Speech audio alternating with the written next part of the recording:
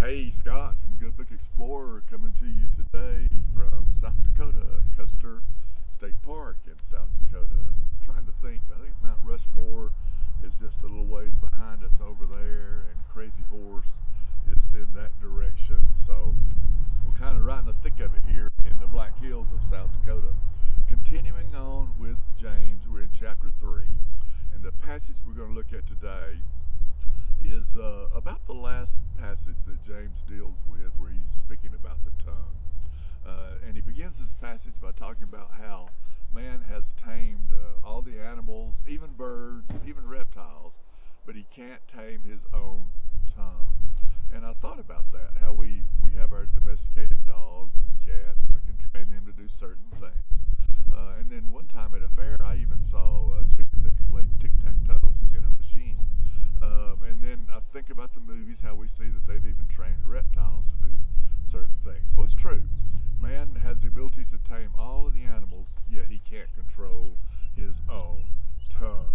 No one can control their own tongue.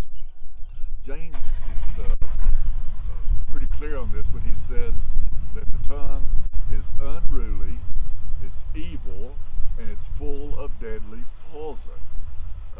Pretty strong words. And he says, with the tongue, we bless God our Father, and we curse man who is made in the image of God. And I thought about that, how many times we use our tongue for blessings, and we're just so sweet and nice to people, and then we get outside and get in road rage, and all of a sudden that tongue is not blessing anymore. It's used for a totally different thing. And James says that ought not be so. So out of our mouth comes both blessings and cursings.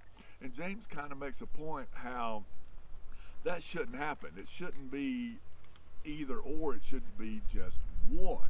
And he continues on by saying, can you go to a fig tree and find olives? Or can you go to a grapevine and find figs? He's saying it ought not be. The thing that come out of our mouth, it should be consistent. It should be consistently good things and shouldn't be bad things. And he goes on to make one more comparison, and he says that if you find a spring, would it bring forth fresh water and at another time bring forth salt water? Well, we know that's not true. A good fresh spring brings forth only spring fresh water. So James kind of ties it up here, and he's just saying, just be very careful with our tongues so that they just spout forth good things and not evil thoughts.